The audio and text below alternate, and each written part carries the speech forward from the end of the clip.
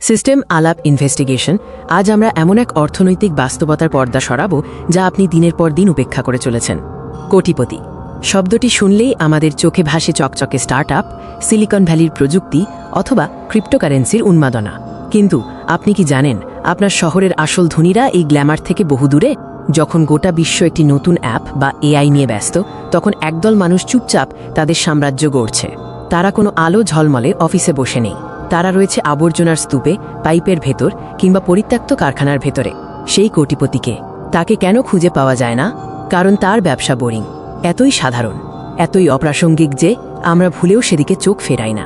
এই বোরিং ব্যবসার আসল শক্তি কোথায়? এটি প্রযুক্তির নতুন ঝলক নয়, এটি হলো নিরবচ্ছিন্ন, অপরিহার্য এবং প্রতিদিনের চাহিদা পূরণ করা। মানুষ সবসময় গ্ল্যামার খোঁজে, বড় স্বপ্ন, দ্রুত সাফল্য। তাই নতুন ফুড ডেলিভারি অ্যাপ বা সোশ্যাল মিডিয়া প্ল্যাটফর্মের দিকে ভিড় করে। আর এই ভিড়ের কারণে সাধারণ কিন্তু লাভজনক ক্ষেত্রগুলো সম্পূর্ণ মনোযোগহীন থাকে। বোরিং ব্যবসার মডেল নির্ভর করে পুনরাবৃত্ত চাহিদা এবং স্থিতিশীলতার উপর। একবার সেট হয়ে গেলে এটি একটি নিরবচ্ছিন্ন ক্যাশফ্লো মেশিনে পরিণত হয়। এটি সেই লুকানো অর্থনৈতিক বাস্তবতা যেখানে প্রতিযোগিতা কম, মার্জিন বেশি এবং গ্রাহকের আনুগত্য প্রায় বাধ্যতামূলক। প্রথম উদাহরণ, বর্জ্য ব্যবস্থাপনা। শুনতে কি অসহ্য, কিন্তু এই ব্যবসাটি কখনই বন্ধ হয় না। শহর যত বড় হয়, আবর্জনা তত বাড়ে। যখন আমরা গভীর ঘুমে থাকি, তখন তাদের ট্রাকগুলো নিঃশব্দে কাজ করে চলে। এই সার্ভিস অপরিহার্য, এটি বন্ধ হওয়া মানেই বিপর্যয়। সরকার বা বড় কোম্পানির সাথে দীর্ঘস্থায়ী চুক্তি। একবার চুক্তি পেলে প্রতি মাসে নিশ্চিত আয়। প্রতিযোগিতা কম থাকায় লাভের মার্জিন থাকে অবিশ্বাস্যভাবে উচ্চ। দ্বিতীয় উদাহরণ, বিশেষ যন্ত্রাংশের রক্ষণাবেক্ষণ এবং B2B সার্ভিসিং। বৃহৎ শিল্প কারখানা, হাসপাতাল বা ডাটা সেন্টারে ব্যবহৃত কোটি টাকার মেশিনের সার্ভিসিং। এই কাজগুলো নোংরা, কঠিন এবং অত্যন্ত প্রযুক্তিগত।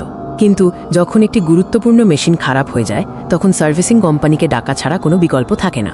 এই সার্ভিসের জন্য বিশেষজ্ঞের অভাব, প্রতিযোগিতা কম। তাই এই সাম্রাজ্যের মালিকরা নীরবে তাদের মূল্য নির্ধারণ করেন এবং গ্রাহকরা বাধ্য হয়ে তা মেনে নেয়। আসুন আসল সত্যটা দেখি। কেন আমরা এই ব্যবসাগুলোকে দেখি না? কারণ মানুষের মন গ্ল্যামার এবং দ্রুত সন্তুষ্টির নেশায় আচ্ছন্ন। মার্কেটের মূল সত্য হল, যেখানে দৃষ্টি কম সেখানেই সুযোগ বেশি। গ্ল্যামার নয়, আপনার উচিত চাহিদা অনুসরণ করা। সমাজের কোন মৌলিক সমস্যাটি এখনও সঠিকভাবে সমাধান করা হয়নি? চকচকে সেক্সি ব্যবসায় ঝুঁকি অনেক বেশি, দ্রুত পরিবর্তন, কঠিন প্রতিযোগিতা। কিন্তু বোরিং ব্যবসাগুলো স্থিতিশীলতার দুর্গে দাঁড়িয়ে আছে, কারণ মানুষের মৌলিক চাহিদাগুলো কখনই পরিবর্তন হয় না।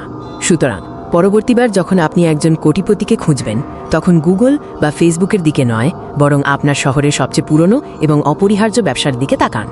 সেখানেই লুকানো আছে আসল সম্পদ। চোখ খোলা রাখুন, কারণ সবচেয়ে বড় অর্থনৈতিক সুযোগগুলো কখনই ট্রাফিকের ভিড়ে থাকে না।